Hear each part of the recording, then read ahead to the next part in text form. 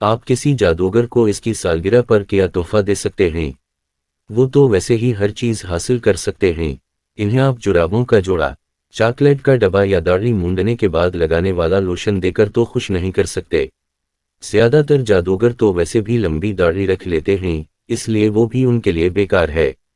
ہاں، انہیں خوش کرنے کے لیے کوئی تحفہ دینا ہو تو ان کے جادو کی صلاحیتیں بڑھانے والی کوئی چیز دی جا سکتی ہے، جیسے کوئی منتروں والی کتاب یا کوئی جادو کا کفگیر جو کسی جادوئی محلول کو حل کرنے میں مدد دے سکے۔ اسی لیے ننھتی تزین جادو کی چیزوں والی دکان پر کاسنی جادوگرنی کے پاس گئی۔ اس نے جادوگرنی سے فرمائش کرتے ہوئے کہا، میں اپنے چچا کے لیے ایک تحفہ ڈھونڈ رہی ہوں تاکہ ان کی سالگرہ کے موقع پر انہیں دے سکوں۔ وہ جادوگر ہیں اور ان کے لیے تحفہ ڈھونڈنا بہت ہی مشکل ہے، کیونکہ وہ تو ہر چیز جادو کے ذریعے خود حاصل کر سکتے ہیں۔ کاسنی جادوگرنی ہنستی ہوئی بولی، مجھے معلوم ہے کہ تمہیں کس طرح کا تحفہ چاہیے۔ وہ بہت اچھی دکاندار تھی اور کسی بھی گاہک کو خالی ہاتھ نہیں جانے دیتی تھی۔ وہ کہنے لگی، میرے ساتھ بھی یہی مسئلہ بن گیا تھا جب مجھے اپنے دادا کو تحفہ دینا تھا۔ کیا تم نے کوئی خوبصورت سوٹ دیکھا ہے؟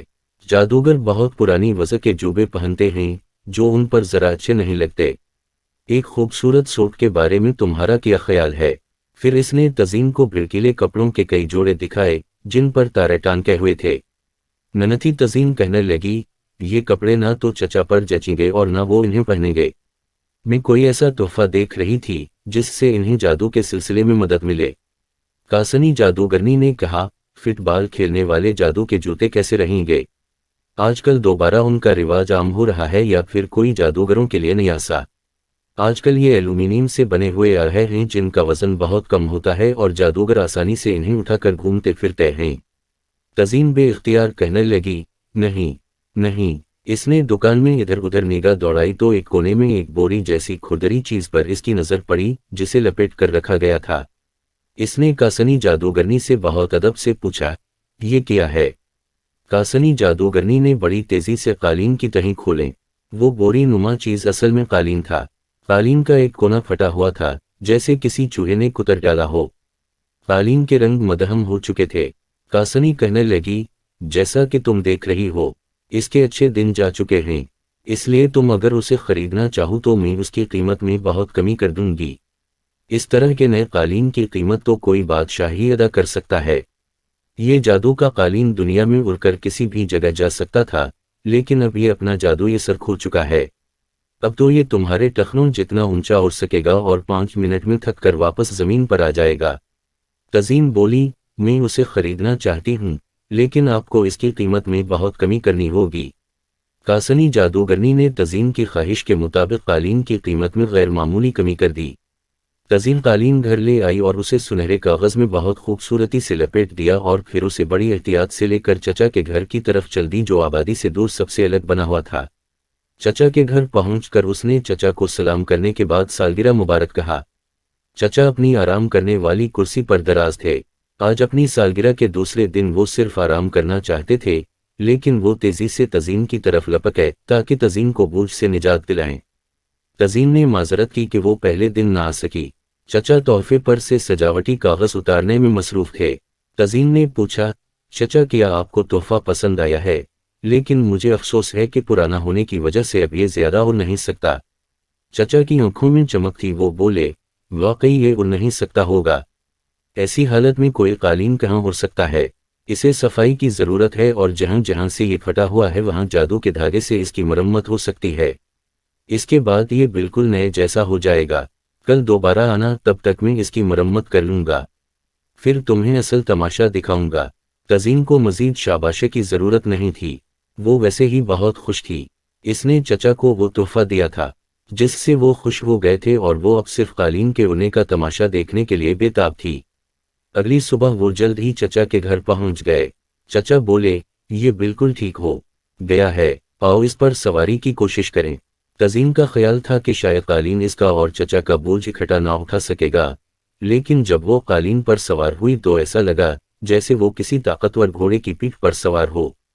چچا نے پوچھا، کیا تم تیار ہو؟ اسے مضبوطی سے پکڑ لو، شروع میں ہو سکتا ہے یہ کچھ شرارت بھی کرے۔ واقعی کچھ دیر میں قالین جیسے بے چین ہونے لگا، اچھل کود کی लेकिन फिर इन्हें लेकर हवा में बुलंद हुआ और कमरे से बाहर निकल गया। हवा के शोर की वजह से तज़ीन जोर से बोली, हम कहाँ जा रहे हैं? चचा बोले, जहाँ हमारा दिल चाहे, हमें सिर्फ सोचना है और ये इस पर अमल करेगा। तज़ीन ने फौरन साहिल समंदर का सोचा, जहाँ वो पहले भी जा चुकी थी। तभी कालीन ने लटों की तरह घूमना शुरू कर दिया। चक्करों की वजह से तज़ीन का सर भी घूमने लगा। इसका दिल चाहा कि वो कालीन से उतर जाए।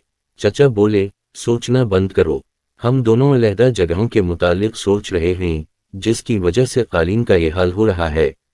तज़ीन का सर इतना चकरा रहा था कि वो सोच ही नहीं सकती थी। तभी कालीन ने चक्कर खाना बंद किया और वो शुमाल की तरफ उड़ने लगा। चचा बोले, मेरी शुरू से ख्वाहिश थी कि बाहर मुंजमद शुमाली की सैर करूं, लेकिन ठंडी जगहों पर जादू करने के लिए बड़ा जोर लगाना पड़ता है। मैं पहले उसी लिए वहां नहीं जा सका। तज़ीन इतराज करते हुए बोली, लेकिन चचा, वहां तो सर्दी होगी। चचा बोले, तुम फिक्र ना करो। फिर वो थोड़ा सा बदबदाए तो उनके जिस्मों पर गर्म कपड़े आ गए। बाहर मुंजमद शुमाली तक जब वो पहुंचे तो थोड़ा सा मायूस हुए। वहां हर तरफ बर्फीले मैदान थे। तज़ीन बोली, मुझे तो उम्मीद थी कि मुझे यहाँ बर्फानी भालू मिलेंगे। चचा बोले, मैंने भी यही सोचा था, लेकिन चलो अब घर जाने का वक्त आ गया है। अब क्योंकि वो दोनों घर जाने का सोच रहे थे, इसलिए कालीन ने वापसी का सफर बहुत तेजी से तय किया। जल्द ही वो चचा के घर पहुंच गए। चचा ने तज़ीन से चाय बनाने का कहा। तज़ीन ने हंसकर केतली उठा ली, क्योंकि चचा ने जादू की छड़ी हिलाकर केतली में चाय पहुंचा दी थी। लेकिन तभी बदकिस्मती से कालीन ने एक अंगराई सी ली तो तज़ीन के हाथ से केतली छूट गई और सारी चाय कालीन पर जा गिरी। कालीन तलमला कर भागा और चश्मज़दन में कमरे से बाहर निकल गया। चचा मुख्तलिफ मनतर पढ़ते रहे, लेकिन कालीन वापस नहीं आया। चचा ठंडी सांस भर कर बोले, मुझे लगता है अब हम उसे दोबारा नहीं देख सकेंगे। ऐसा होना ही था। ऐसे कालीन तकलीफ बर्दाश्त नहीं करते, लेकिन बेटा, ये बहुत ज़बरदस्त तोहफा था और मैंने इस पर सवार होकर बड़ी नाकाबिल फरामोश सैर भी की। अगर बर्फानी भालू भी मिल जाते तो अच्छा होता। सुना है कि इस उड़न कालीन को उड़ते हुए दुनिया के कई हिस्सों में देखा गया है। अगर गलती से तुम कभी इस पर सवार हो जाओ तो उसे मजबूती से पकड़कर सिर्फ इस जगह का सोचना, जहां तुम्हें सैर के लिए जाना हो, और हाँ, इस पर गर्म चाय गिराने की गलती ना करना।